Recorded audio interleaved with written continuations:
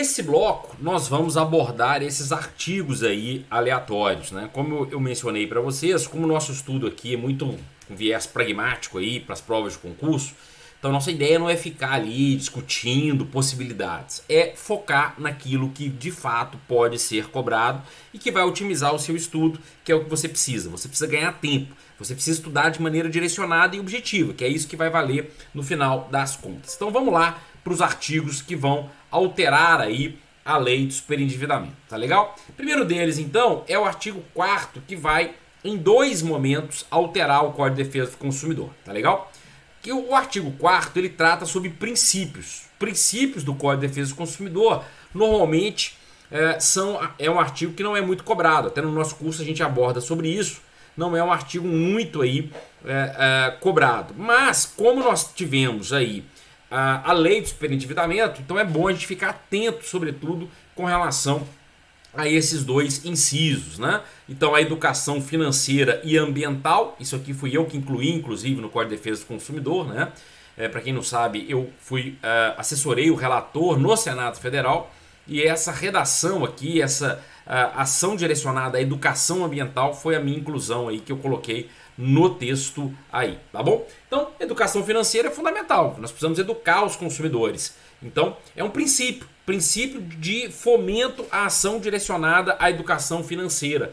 Ou seja, é política pública para que não só o poder público, mas também o fornecedor promova uma educação financeira dos consumidores e também uma educação ambiental dos consumidores. Professor, mas o que tem a ver educação ambiental com relação ao superendividamento?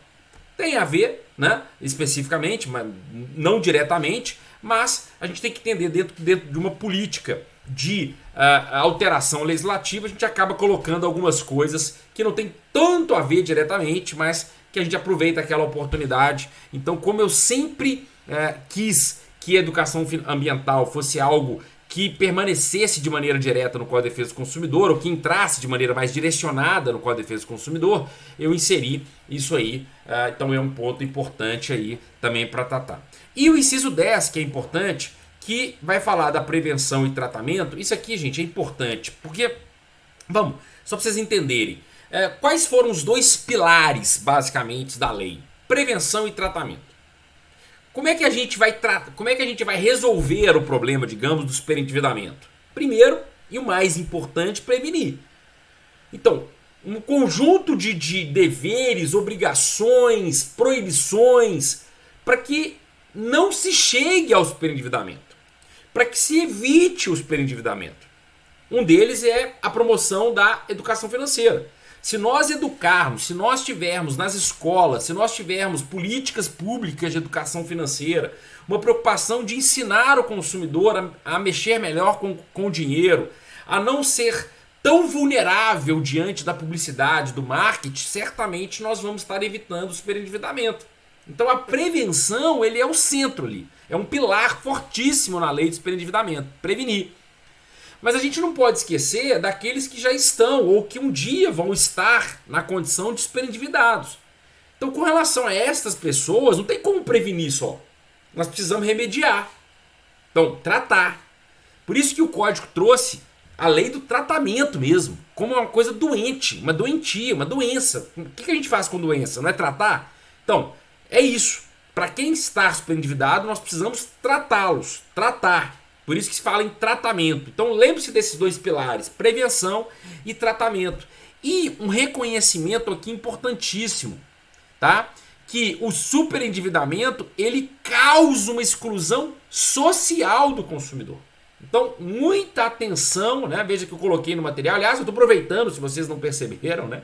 Eu estou aproveitando o material aqui justamente para mostrar para vocês como que esse material ficou muito direcionado. Então eu acho que ali é 10, 15 minutos parar para ler esse material com os grifos, com os detalhes, que vocês vão estar preparados aí para as provas de concurso, tá? O que a gente está fazendo aqui, na verdade, é talvez explicar alguns detalhes ali, acessórios alheios que vão ajudar vocês a compreender melhor a lei, mas que numa prova, sobretudo objetiva, é o material, tá? Vamos lá. Então, o superendividamento, ele causa uma exclusão social. exclui socialmente o consumidor. E aí, pelo princípio da dignidade da pessoa humana, já estou aqui até trabalhando talvez uma prova oral, uma prova discursiva, lá na frente, não creio que caia isso agora. Veja, princípio importantíssimo, princípio de que o superendividamento, um reconhecimento de que o superendividamento causa uma exclusão social. Portanto, pelo princípio da dignidade da pessoa humana, nós não podemos admitir nenhuma situação que coloque o consumidor numa situação de superendividamento ou que aquele consumidor superendividado não consiga o devido tratamento. Porque pelo princípio da dignidade nós temos que reinseri-lo novamente na sociedade. Então, o código, a lei veio dizer o seguinte: olha, o superendividado hoje está excluído da sociedade. Isso é muito forte, porque aí a gente tem todo o viés, né?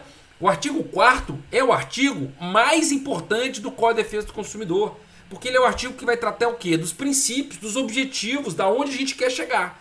Por isso que é importante a gente ter essa visão muito clara da questão aí da exclusão social aí que traz o artigo 4º, tá legal? O artigo 5º trata da política, dos instrumentos da política nacional das relações de consumo. Aliás, o artigo 4º aqui, se a gente pegar aqui antes, né, a gente vai falar aqui da política nacional das relações de consumo, né? Então, se você pegar o caput do artigo 4º, vai ter lá Política Nacional das Relações de Consumo. São princípios e objetivos dessa política. No artigo 5º, a gente tem os instrumentos. O que nós vamos usar, o que o código nos dá para alcançar esses objetivos e esses instrumentos. Então, a gente tem uma série de instrumentos e agora a gente tem também mecanismos para prevenir, né? Ou seja, então o código vai instituir mecanismos de prevenção. E a gente vai ver isso, quais são esses mecanismos. Lá a gente tem um capítulo próprio para prevenção e tem um capítulo próprio para o tratamento, né? Então sempre prevenção e tratamento. Detalhe importante, pegadinha de prova. Extrajudicial e judicial. Então, toda a prevenção, e sobretudo o tratamento, ele se dá tanto na viés judicial, com o juiz, como na extrajudicial, através dos órgãos de proteção ao consumidor, através da Defensoria Pública, através do Ministério Público. A gente vai ver isso. Então, pegadinha de prova. Os mecanismos de prevenção e tratamento são somente o judicial, né? Cuidado com essa palavrinha somente, né? Normalmente induz o consumidor aí, induz o concurseiro a errar uma questão, né? Porque o somente ele exclui. Então, somente no tratamento extrajudicial, ou não pode ser feito no judicial, tudo isso vai estar errado, porque o tratamento ele se dá tanto na seara extrajudicial quanto na seara judicial. Proteção do consumidor, pessoa natural. Então, isso aqui também é importante. A gente vai ver lá no artigo 54A que o tratamento ele é focado, e sobre a prevenção ele é focado para a pessoa natural. Aliás, o tratamento é focado para a pessoa natural. Então, o viés da lei, ele tem como o objetivo dela tratar a pessoa natural. Por quê? Porque a pessoa jurídica, ela já tem os mecanismos próprios. Ela já tem a lei de falência, a lei de recuperação judicial. Então, a preocupação aqui é o que faltava na legislação brasileira, era tratar da pessoa natural. Instituição de núcleos de conciliação e mediação. É o que fez agora, né? A recomendação do CNJ de 24/11 de 2021, a recomendação 125, para que os núcleos de conciliação sejam feitos através do Sejusc. A gente vai ver lá no artigo 104 que nesses núcleos é importante que se tenha toda uma questão interdisciplinar. Apoio de psicólogo, apoio de economista, apoio de assistente social. Não é só ter um juiz para decidir lá a situação, né? Precisa entender, precisa verificar as dívidas, precisa verificar um plano de pagamento, precisa verificar o que ocasionou o superendividamento. Então isso aqui vai ser fundamental como instrumento, né? Você ter núcleos, você ter o Sejusc, você ter núcleos específicos para tratar, para prevenir, núcleos que tenham, não é só botar um juiz lá para decidir, né? Não é só botar um promotor lá para decidir, não é só botar um defensor público e promotor para ajudar a chegar a um plano de pagamento viável, artigo 104C.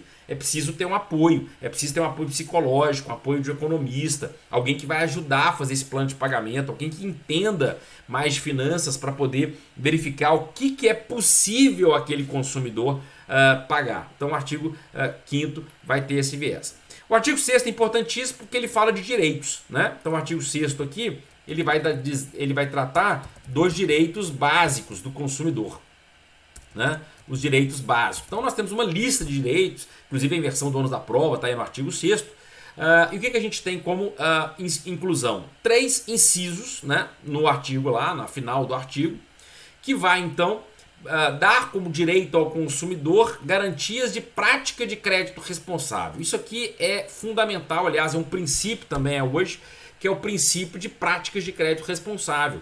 O crédito hoje tem que ser responsável, né? Não pode mais deliberadamente ficar assediando o consumidor, vem cá, contrata comigo que eu não vou olhar seu nome no SPC Serasa. Enfim, o crédito tem que ser analisado a situação do consumidor, se ele pode pagar o fornecedor ou não. Não é simplesmente fornecer por fornecer. O crédito tem que ser responsável ou ser dado de maneira responsável. Então, essa palavrinha também é muito importante hoje. Educação financeira, que nós falamos, né? Prevenção e tratamento, que é os pilares da lei de superendividamento, e isso aqui que é fundamental, preservado o mínimo existencial. A pessoa precisa comer, né? A pessoa precisa ter o mínimo, né, para ela viver, precisa ter lazer, precisa pagar a escola dos filhos, pagar plano de saúde. Então, é preciso preservar esse mínimo quando se trata do superendividamento. Eu não posso pegar tudo que o consumidor ganha e colocar para o pagamento da dívida. Por quê? Porque ele precisa viver. Vai viver como? Então nós precisamos preservar a dignidade do consumidor, uma dignidade mínima, um viés mínimo aí de manutenção da sua vida. Isso é o mínimo existencial. O que é importante? Nos termos da regulamentação, né? Então isso foi uma exigência da FEBRABAN, que esse mínimo existencial ele vai ser regulamentado. O que é o mínimo existencial? Então hoje se discute se vai ser uma porcentagem do que o consumidor ganha, não vai poder ser utilizado para o pagamento. Vai ser um valor fixo. Por exemplo, não, R$1.000 então vai ser separado para que o consumidor não gaste. R$500 vai ser separado para a manutenção da sua vida. O resto pode ser utilizado para o pagamento da dívida. Isso vai ser feito através de uma regulamentação, de um decreto presidencial. Está hoje, atualmente, sendo debatido isso nos ministérios. Eu, inclusive, participei de uma audiência pública sobre isso. E quando vier a regulamentação, se vier nesse ano ainda de 2022, eu vou trazer aqui para vocês. Fiquem tranquilos, vou inserir no curso, vou falar sobre ele. Então fiquem tranquilos, ainda não saiu. Então é só você saber o que está de fato na lei, nos termos da regulamentação. Então esse mínimo existencial vai ser regulamentado. Professor, não há mínimo existencial, tá? Olha que eu já estou extrapolando aqui porque cai em concurso, hein? Não há regulamentação ainda. Eu utilizo o mínimo existencial? Sim. E aí vai ser uma análise do caso concreto, vai ser uma interpretação do caso concreto. Só para vocês terem uma ideia, tem sido utilizado o parâmetro de 30% ali do empréstimo consignado. Não sei se vocês sabem, hoje só é possível consignar, ou seja, reter a parte do salário no empréstimo consignado, 30% do salário do consumidor. Portanto, e mais 5% destinado ao cartão de crédito, que seria 35%, né? O cartão de crédito consignado, que seria então 35%. Então tem se utilizado esse parâmetro também para o mínimo existencial, enquanto não sai essa regulamentação. Ou seja, 65% do salário do consumidor, da renda do consumidor, seria para subsistência da vida dele, seria para o pagamento da vida dele, e 35% então seria destinado para o pagamento da dívida. Então só é um parâmetro, tá? Que tem sido utilizado ali por alguns juízes, por promotores e defensores na elaboração do plano de pagamento, mas quando vier a regulamentação, aí vai ser a regulamentação que vai definir o que é o mínimo existencial, tá bom? Por meio de revisão e repactuação, entre outras medidas. Então o consumidor muitas vezes ele está tão superendividado que é preciso o quê? Revisar. Olha, não tem como pagar esse montante aqui não, esses juros estão muito altos.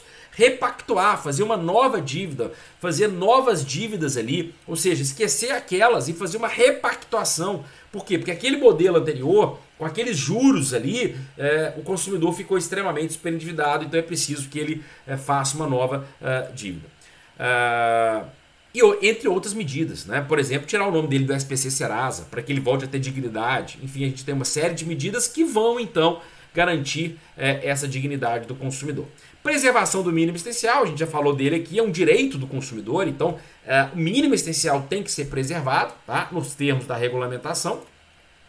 E esse inciso 11 aqui, inciso 13, foi um inciso que eu inseri também. A redação é minha, do Código de Defesa do Consumidor, que é a informação acerca dos produtos por unidade de medida, né? Tal como quilo, litro, metro ou outra unidade, conforme o caso.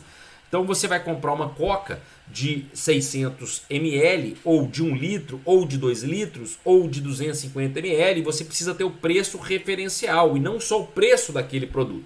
Isso ajuda o consumidor a não se superendividar.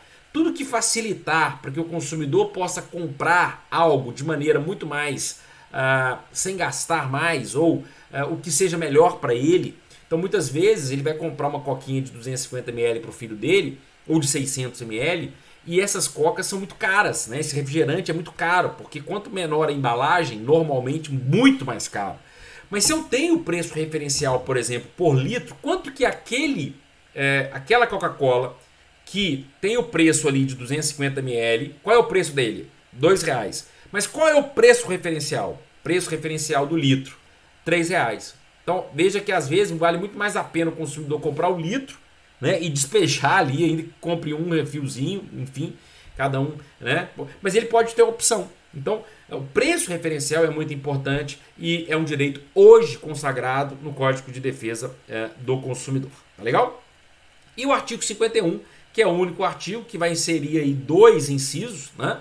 Não pode condicionar ou limitar o acesso ao Poder Judiciário, isso já é um direito constitucional, mas é importante aí, por exemplo, o consumidor que está super endividado e aí o fornecedor então diz que se para ele ir para o judiciário ele teria ali que fazer concordar com uma série de cláusulas, enfim, qualquer coisa que condicione ou limite o consumidor é cláusula abusiva, ou seja, se tiver uma cláusula estabelecida lá.